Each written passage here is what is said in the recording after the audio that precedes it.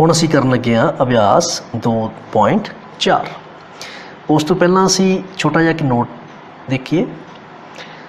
असीं पहलां सीख चुके हैं कि भिन्न नूं अंश बटा हर दे रूप विच असीं डिनोट करते हैं। इंग्लिश विच बोलते हैं भिन्न नूं फ्रैक्शन, अंश नूं बोलते हैं न्यूमीरेटर, हर नूं बोलते हैं डिनोमीनेटर। जिहड़ा अंश ते हर है वो कोई भी कुदरती संख्यावां हो सकदियां। कुदरती संख्यावां जिहड़ियां संख्यावां असीं गिणती गिणन लई वरतदे हां, जिवें 1 2 3 अप टू सो ऑन, लख करोड़ अरब खरब तो भी अगे। इंग्लिश विच बोलते हैं नैचुरल नंबरस। इन्हां नूं कैपीटल एन दे नाल डिनोट किया जाता है संख्यावां दे इस समूह नूं। इसे तरीके नाल जदों असीं कुदरती संख्यावां दे समूह दे विच सिफर यानी कि जीरो नूं शामिल कर लीए तो सानूं पूर्ण संख्यावां दा समूह मिलदा है। इंग्लिश विच बोलते हैं सैट ऑफ होल नंबरस ते कैपीटल डबल्यू दे नाल इस नूं लिखिया जाता है जी। हुण असीं करन लगे हां जी भिन्नां दीयां किस्मां। सब तो पहली किस्म उचित, दूसरे नंबर ते अनुचित भिन्न, तीसरे नंबर ते मिश्रित भिन्न, चौथे नंबर ते समान भिन्न ते पंजवें ते असमान भिन्न। यानी कि टाइप्स ऑफ फ्रैक्शंस असी 5 किस्मां विच वंडिया। उचित, उचित का मतलब होंदा जिहड़ी चीज़ जचे यानी कि ढुकवीं होवे। तो हुण नोट करो भिन्न दे विच तां अंश बटा हर रूप होंदा है। तो इस जच गया कि जिवें आदमी है, आदमी का सिर छोटा हुंदा है ते धड़ वड्डा हुंदा है। यानी कि उचित भिन्न दे केस विच की हुंदा है जी, जिहड़ा अंश हुंदा है वो छोटा हुंदा है। अंश छोटा, हर वड्डा होएगा फिर, है ना। अंश छोटा ते हर वड्डा। इस तरह अनुचित भिन्न दे विच की हुंदा है, उल्टा हो गया जी। जिस तरह मान लो एक छोटे ਜਿਹੇ बच्चे का सिर बहुत ज़्यादा वड्डा है तो आपां नूं वो जचदा नहीं, है ना। यानी कि इस केस की हुंदा है अंश वड्डा ते हर छोटा। उदाहरण देखिए जी, जिस तरह 2/3, 5/19, इस दी उदाहरण देखिए 7/4, 5/2, है ना। इन्हां विच अंश वड्डा हो गया ते हर छोटा हो गया। इस तरीके नाल मिश्रित भिन्न यदि उदाहरण देखो जी, जिस तरह 2 सही 3/4, 5 सही 1/6, तो ये सारियां मिश्रित भिन्नां दीयां उदाहरण है। होर देखो इस नूं तुसीं लिख सकते हो 2 + 3/4, इस नूं लिख सकते हो 5 + 1/6। यानी कि इहदे अगले हिस्से दे विच कोई पूर्ण संख्या आ रही है, बाद दे विच की आ रही है जी, भिन्न आ रही है। किहड़ी भिन्न आ रही है? ये उचित भिन्न आ रही है। उचित भिन्न यानी कि मिश्रित भिन्न दो चीज़ों के मिश्रण तो मिलकर बनती है। पहले नंबर पर कोई पूर्ण संख्या होंदी है प्लस उहदे नाल एक उचित भिन्न दित्ती होंदी है। ठीक है जी। हुण समान भिन्नां जिन्हां दे हर बराबर होण, जिस तरह 7/13 ते 5/13, इन्हां दे हर बराबर है तो इन्हां नूं बोलदे आ जी समान या लाइक भिन्न यानी कि फ्रैक्शन। जिन्हां दे हर बराबर ना होण उन्हां भिन्नां नूं कहा जाता है जी असमान भिन्नां। जिस तरह 7/14 या चलो 7/34 लगा लो, तो इधर रख लो जी 9/13। हर देखो बराबर नहीं है तो इस करके इन्हां नूं कहा जाता है जी असमान भिन्न। अच्छा हुण इंग्लिश विच लिख दईए, यानी कि न्यूमीरेटर स्मॉलर, हर यानी कि डिनोमीनेटर लार्जर। इस तरह अनुचित भिन्न के केस दे विच न्यूमीरेटर लार्जर, डिनोमीनेटर स्मॉलर। मिश्रित भिन्न के केस विच सानू की मिल रहा जी, एक होल नंबर प्लस उहदे नाल प्रॉपर फ्रैक्शन।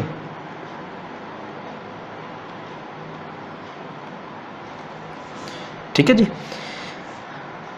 समान भिन्नां के केस विच की मिल रहा है, denominator equal, denominator not equal. So ये चीज़ तुसी याद रखनी है। आओ हुण आपां प्रश्न हल करन लगे।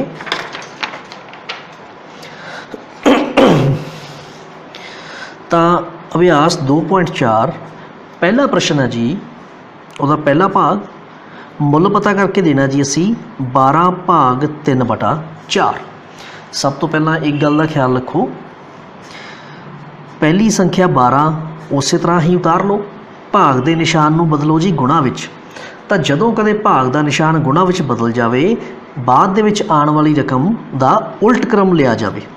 यानी कि 3/4 है, रकम उल्टा दिओ, 4 हुण उपर अंश विच चला गया, 3 हेठां हर विच चला गया, 12/1 लगाओ। ये तो कट्टिया गया जी, 3 एकम 3, 3 चौके 12, 4 चौके 16, 1 एकम 1, हेठां 1 लगाने की लोड़ नहीं, हर दे विच कल्ला 16 तुहाडा उत्तर आ गया। होर देखो एक प्रश्न इस तरह का, पंजवा, 3 भाग 2 सही 1/3। पहला सहियां भनिए जी इसदियां, 3 दूनी 6, 1 जोड़िया जी विच 7/3। 3 दे हेठां 3 लिखो, भाग नूं बदलो गुणा दे विच, तां बाद वाली रकम नूं उल्टा दिओ, 3/7/1 लगाओ। नहीं कट्टिया जा रहा आपस च, 3 तीए 9, 1 7 7, ये तुहाडा आंसर आ चुका है। अगों मर्जी तुहाडी है, चाहे तुसीं इहनूं दोबारा मिश्रित भिन्न दे विच लिखना लिख दिओ, इत्थों तक ही छड्डो। नहीं तां हुण देखो जी, इहदा 6वां भाग इस तरीके नाल 5 भाग 3 सही 4/7। 5 भाग 7 या 21 विच 4 जोड़े, 21 ते 4 25/7। 5 दे हेठां लगाओ जी 1, भाग की थां ते गुणा का निशान, बाद वाली संख्या उल्ट गई, 7 उपर 25 हेठां, 5 एकम 5, 5 5 25, 1 7 7 ते 1 5 5 आंसर। हुण जिहड़ा साडा दूसरा प्रश्न है, सानू कुछ भिन्ना दे के उन्हां दा उल्ट क्रम पता करन नूं कहा गया है। उल्ट क्रम का मतलब है रकम नूं उल्टा देना। जिहड़ी हेठां वाली चीज़ है वो ऊपर चली जाएगी, ऊपर वाली चीज़ हेठां, यानी कि अंश ते हर दे स्थान आपस में बदल देने हैं। जिवें देखो 5/8 का उल्ट क्रम है, तो हुण 8 हेठां है, तुसीं इहनूं उल्ट के 8 नूं उपर लिख दो, 5 उपर है, इहनूं हेठां लिख दो, 8/5 आ गया जी इसका उल्ट क्रम। इस तरह 9/7 का उल्ट क्रम है, तो 7 उपर चला गया, 9 हेठां आ गया। 1/11 का उल्ट क्रम है, 11 उपर चला गया, 1 हेठां आ गया। देखो 11 के हेठां 1 कोई मुल नहीं रखता जी, हेठां वाला 1 तुसीं कल्ला 11 ही लिख दो। उस तो बाद असी इन्हां नूं वर्गीकृत करना है, भाई ये उचित भिन्न है कि अनुचित भिन्न है या पूर्ण संख्या। नोट करो अंश वड्डा हो गया, तो इस करके ये तुहानूं अण उचित भिन्न के रूप च आंसर आया तुहाडा, जिन्हों इंग्लिश विच बोलते हैं इम्प्रॉपर फ्रैक्शन। हुण दूसरे भाग च देखो जी, अंश तुहाडा छोटा है, इस करके ये किहड़ी भिन्न है, अंश छोटा है तो ये उचित भिन्न है। इंग्लिश विच बोलती है जी इसनूं प्रॉपर फ्रैक्शन। तुहाडा आंसर आ चुका है। इस तरह 11 देखो जी, 11 की है, ये पूर्ण संख्या है, पूर्ण संख्या इंग्लिश विच बोलते हैं होल नंबर। तुहाडा आंसर आ चुका है। इस तरीके नाल देखो तीसरे प्रश्न सानू कुछ रकमां दे के उन्होंने हल करने लई कहा गया। लो 7 दे हेठां कुछ भी नहीं, बटा 1 लगा लो। पहली रकम 6/13 उस तरह उतार लो, भाग नूं लिखो जी गुणा विच बदल के, तो बाद वाली संख्या का उल्ट क्रम हो गया, 1 उपर चला गया, 7 हेठां आ गया। अंश दे विच 6 ते 1 है, हेठां किसी रकम नाल नहीं कट्टिया जांदा, तो उपर अंश आपस च गुणा, 6 एकम 6, हेठां हर 13 7 91 बन गया जी आंसर। इस तरीके नाल 4 दे बटा 1 लगाओ, 2 तीए 6 प्लस 1 7/2, भाग 4/1। हुण भाग की थां ते गुणा, बाद वाली रकम का उल्ट क्रम, 1 उपर चला गया, 4 हेठां, 7 एकम 7, 2 चौके 8। तुहाडा आंसर आ चुका है। हुण नोट करो जी 6वां भाग 7/1 लगाओ, 7 चौका 28, 3 जोड़े 31/7 ਭਾਗ 7/1। 31/7 ਨੂੰ ਉਸੇ ਤਰ੍ਹਾਂ ਉਤਾਰ ਲਓ, ਭਾਗ ਨੂੰ ਬਦਲੋ ਜੀ ਗੁਣਾ ਵਿੱਚ, ਬਾਅਦ ਵਾਲੀ ਸੰਖਿਆ ਦਾ ਉਲਟ ਕ੍ਰਮ, 1 ਉੱਪਰ 7 ਹੇਠਾਂ। 31 ਗੁਣਾ 1 31 ਏਕਮ 31, 7 7 49। ਤੁਹਾਡਾ ਆਨਸਰ ਤਿਆਰ ਹੋ ਚੁੱਕਿਆ ਜੀ। ਤੇ ਇਸੇ ਤਰੀਕੇ ਨਾਲ ਹੁਣ ਅਸੀਂ ਕਰਨ ਜਾ ਰਹੇ ਹਾਂ ਚੌਥਾ ਪ੍ਰਸ਼ਨ।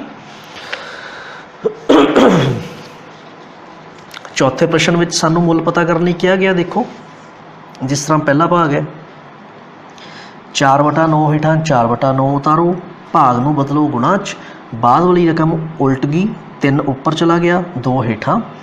3 ਏਕਮ 3 3 ਤੀਏ 9, 2 ਏਕਮ 2 2 ਦੂਣੀ 4, ਉੱਪਰ 2 ਏਕਮ 2 ਹੇਠਾਂ 3 ਏਕਮ 3। ਆਨਸਰ ਤਿਆਰ। ਹੁਣ ਦੇਖੋ ਜੀ ਇਹਦੀਆਂ ਸਹੀਆਂ ਭੰਨਾਂਗੇ।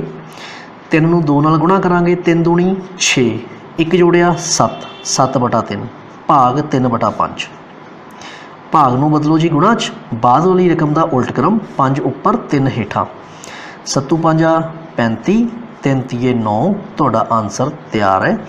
ਜੇ ਚਾਹੋ ਤਾਂ ਇਸ ਨੂੰ ਤੁਸੀਂ ਮਿਸ਼ਰਤ ਭਿੰਨ ਵਿੱਚ ਵੀ ਬਦਲ ਕੇ ਲਿਖ ਸਕਦੇ ਹੋ, ਪਰ ਇੰਨਾ ਆਨਸਰ ਬਹੁਤ ਹੈ ਜੀ। 5 ਤੀਏ 15, 1 ਜੋੜਿਆ 16/5 ਭਾਗ 3 ਏਕਮ 3, 2 ਜੋੜੇ 5/3, 16/5। ਭਾਗ ਨੂੰ ਬਦਲੋ ਜੀ ਗੁਣਾ ਵਿੱਚ, ਇਹਦਾ ਉਲਟ ਕ੍ਰਮ, 3 ਉੱਪਰ ਚਲਾ ਗਿਆ, 5 ਹੇਠਾਂ। ਉੱਪਰ ਵਾਲੀ ਕੋਈ ਵੀ ਰਕਮ ਹੇਠਾਂ ਕਿਸੇ ਰਕਮ ਨਾਲ ਨਹੀਂ ਕੱਟੀ ਜਾ ਰਹੀ, ਤਾਂ ਇਸ ਕਰਕੇ ਉੱਪਰ ਵਾਲੇ ਅੰਸ਼ ਆਪਸ ਵਿੱਚ ਗੁਣਾ, 16 ਤੀਆ 48, ਹੇਠਾਂ ਹਰ 5 5 25 ਆਪਸ ਵਿੱਚ ਗੁਣਾ। ਆਨਸਰ ਆ ਚੁੱਕਿਆ। ਮੰਨ ਲਓ ਤੁਸੀਂ ਇਹਨੂੰ ਮਿਸ਼ਰਤ ਭਿੰਨ ਵਿੱਚ ਬਦਲਣਾ ਚਾਹੁੰਦੇ, ਫਿਰ ਕਿਸ ਤਰ੍ਹਾਂ ਬਦਲਦੇ? 48 ਨੂੰ 25 ਤੇ ਭਾਗ ਕਰਾਓ, 25 ਏਕਮ 25, ਮਾਈਨਸ ਕਰੋ ਜੀ, 8 ਚੋਂ 5 ਗਏ 3, 4 ਚੋਂ 2 ਗਿਆ 2।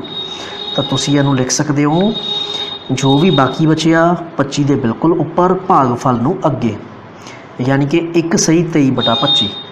ਪੇਪਰ ਵਿੱਚ ਤੁਹਾਡੀ ਇੱਛਾ ਹੈ, ਚਾਹੇ 48/25 ਤੱਕ ਛੱਡ ਦਿਓ ਤੇ ਚਾਹੇ 1 ਸਹੀ 23/25 ਵਿੱਚ ਬਦਲ ਕੇ ਦਿਖਾ ਦਿਓ। ਇਹ ਰਫ ਕੰਮ ਹੈ ਤੁਹਾਡਾ। ਹੁਣ ਇਸੇ ਤਰੀਕੇ ਨਾਲ 8ਵਾਂ ਪ੍ਰਸ਼ਨ। ਪਹਿਲਾਂ ਸਹੀਆਂ ਭੰਨਾਂਗੇ। 5 ਦੂਣੀ 10 ਤੇ 1 11/5, 5 ਏਕਮ 5 ਤੇ 1 6 ਹੇਠਾਂ 5। ਹੁਣ 11/5 ਦੇ ਹੇਠਾਂ 11/5 ਉਤਾਰੋ, ਭਾਗ ਦੀ ਥਾਂ ਤੇ ਬਦਲੋ ਗੁਣਾ 'ਚ, ਬਾਅਦ ਵਾਲੀ ਰਕਮ ਉਲਟ ਗਈ, 5 ਉੱਪਰ 6 ਹੇਠਾਂ। ਇਹ ਤਾਂ ਜੀ 5 ਨਾਲ 5 ਕੱਟਿਆ ਗਿਆ, 11 ਏਕਮ 11, 6 ਏਕਮ 6। ਆਨਸਰ ਆ ਚੁੱਕਿਆ। ਜੇ ਤੁਸੀਂ ਇਹਨੂੰ ਮਿਸ਼ਰਤ ਭਿੰਨ ਵਿੱਚ ਬਦਲ ਕੇ ਲਿਖਣਾ ਚਾਹੁੰਦੇ ਹੋ ਤਾਂ ਅੰਸ਼ 11 ਨੂੰ ਰੱਖੋ ਅੰਦਰ, ਹਰ 6 ਦੇ ਨਾਲ ਕਰਾਓ ਭਾਗ, 6 ਏਕਮ 6 ਘਟਾਓ ਕਰਕੇ ਆ ਗਿਆ ਜੀ 5, ਹੇਠਾਂ 6, ਬਾਕੀ ਬਚਿਆ 5 ਇਹਦੇ ਉੱਪਰ, ਭਾਗਫਲ ਹੈ ਜੀ 1, ਉਹ ਅੱਗੇ ਲਿਖੋ। ਇਹ ਆਨਸਰ ਆ ਗਿਆ। ਦੋਨੇ ਉੱਤਰ ਠੀਕ ਮੰਨੇ ਜਾਣਗੇ।